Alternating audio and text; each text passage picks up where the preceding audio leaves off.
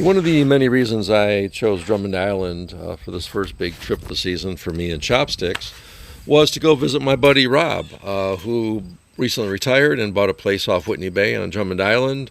He said I could just anchor right out there in the bay and bring a dinghy to shore, and it just sounded really cool. I'd love to get a picture of Chopsticks out in the bay there from his property.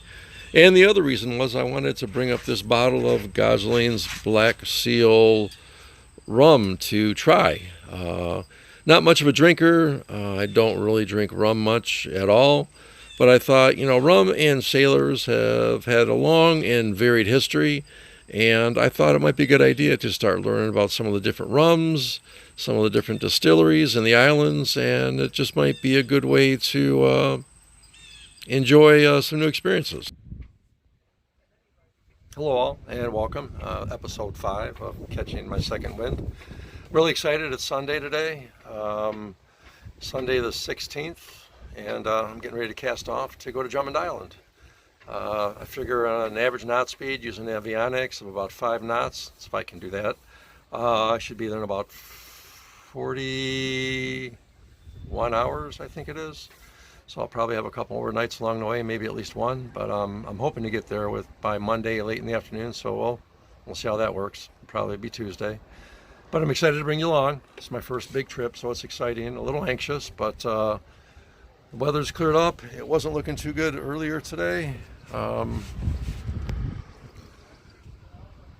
we'll see how it goes. And also, going to be bringing my new dinghy along with me. The unboxing to follow later. It's a Colorado pontoon fishing boat. I'm not sure if anybody's familiar with those.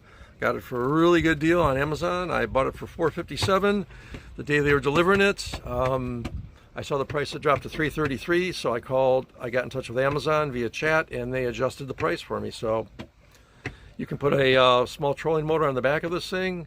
It comes with 6-foot aluminum oars, and let's take a peek at it real quick, the box. All right, so here it is. Here's a better pic right off the Amazon site. Pulling in the Saginaw River.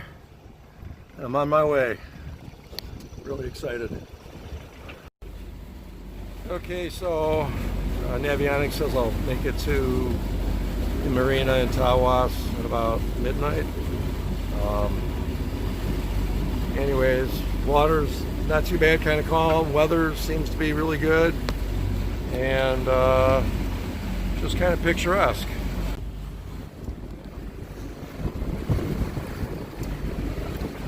My plan is to stop at Tawas Municipal Marina this evening.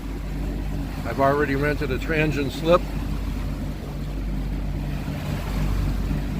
For Navionics, I won't get there till about 10:30. And here's where we're at.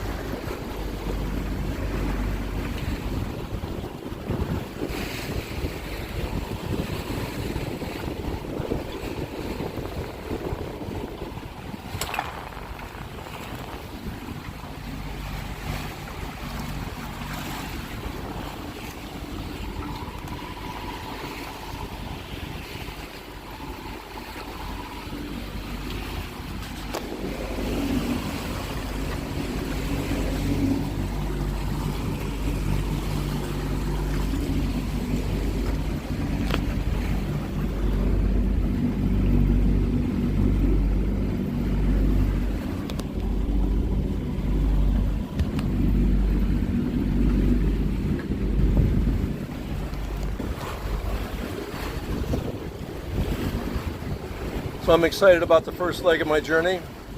Tomorrow I hope to go from Tawas to Alpena, If I'm really lucky, maybe make it all the way to Whitney Bay on Drummond Island, but I'm thinking I'll have to see how it goes. I may stop at a marina in Alpena and spend the night.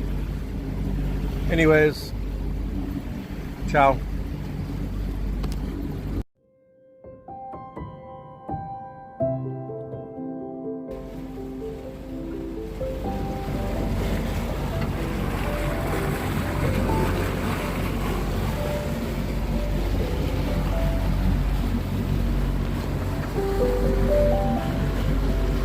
And yes, I'm motor sailing. I want to try and get there at some point. Not too late.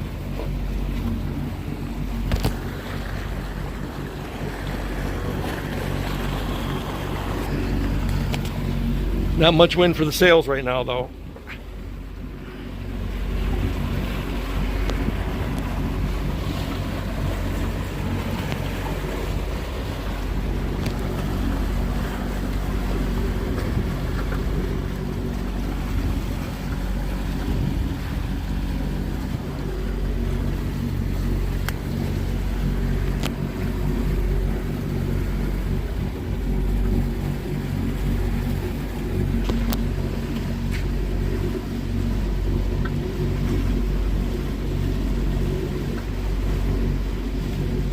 Little off track.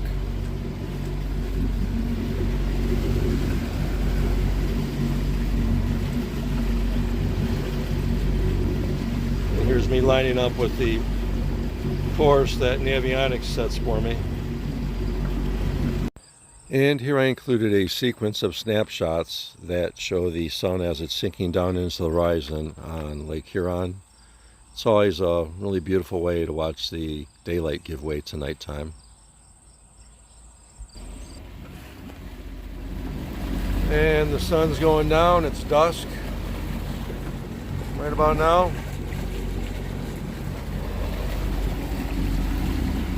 I think those lights up ahead are the marina.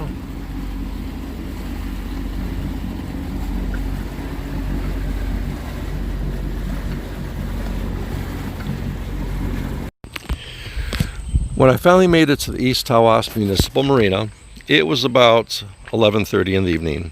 It was really dark out. It had been a long day, a long, exciting day, but a long day. I parallel docked along the break wall. I tied her off and took a shower and went to sleep. Then about 3:30 in the morning, I woke up and checked the weather for what would be the next leg of my journey, which would take me from East Tawas up to Alpena and Thunder Bay. And that's when I noticed this weather report listing a small craft advisory pretty much throughout the whole day. Moderate to high winds gusting up to 30 knots at some point, waves 3 to 5 feet. And given my level of inexperience, it concerned me a little bit. I've always told myself I'm going to be safe. Safety first, take the weather into account, which is hugely important. And I'm solo sailing, which it's just me. So I decided to cut my trip short and just turn the next day and head back to the marina in Bay City. That seemed to be the smartest, most prudent thing. This was still a big trip for me, and it was an exciting one. I had already learned and experienced a lot, and I still had the return leg of my journey, so I was looking forward to that. And of course I took some time the next morning to explore the marina, the area surrounding the marina, and you'll see several snapshots I took of downtown Main Street, East Tawas. The marina was nice and clean, seemed to be very well run. The restrooms and showers were clean, which was definitely a plus. And the downtown area just had a nice look and feel to it.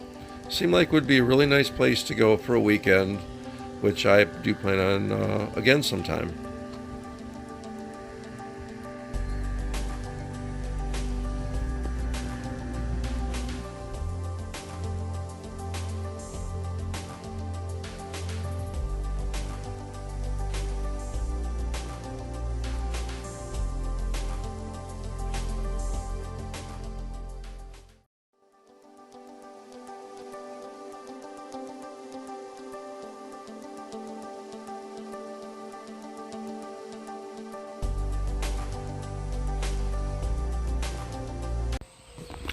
And now time for a little added excitement and drama while at sea. So I had just left the marina in East Tawas. It was probably about 11:30. I was about 2 football fields outside of the break wall from the marina, and suddenly the warning alarm came on indicating that my motor was overheating. Of course, it caught me off guard, but I went just a little bit further to make sure I had room to drift while I went down below and analyzed the problem and hopefully was able to fix it. So I shut the motor off, went down below deck, opened up the raw water pump cover, and I noticed the impeller was just shredded. So in this picture, you'll see on the right the impeller that was in there, and on the left the used impeller that I used to replace it with. So out of 6 blades, 3 are missing. I put it back together. Motor fired right up and seemed to be working, which was just a big relief. And at that point, I was able to continue on.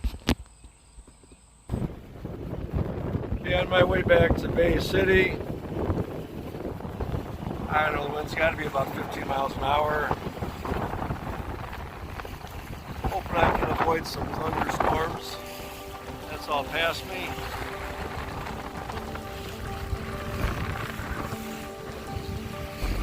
A little bit. So far it's going okay. Just a little breezy. New experiences for me though. Wow. The guy looked like he just came out of the water. Huh.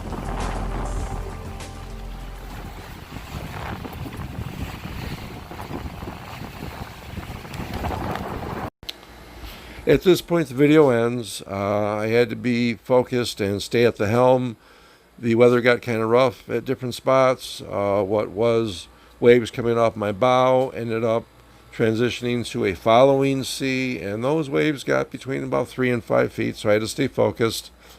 But when the stormy weather passed, I actually caught some really nice pictures of these rainbows that you see. And so when I made it to the marina, it was dark in the marina. I was a little anxious, wondering how I was going to find my boat slip and how the docking was going to go. I put a headlamp on and I took a lantern. I was able to find the slip and I docked it like a pro. I was really proud of myself for that. Tied her off. At this point, I want to add that one of the fellows at the marina, whose name I believe is Frank, saw my boat coming in. Didn't expect me back for several days, actually. When he did see my boat coming in, he drove over to see if I needed any help docking her. And I just want to say what a great gesture. Very thoughtful. I appreciate it, Frank. Big shout out. You are a great guy. And that's where this one ends. So thanks for watching. Please remember to hit the little subscribe button below, the notifications bell so you know when I post new videos. And remember to comment. Thanks for watching and good night.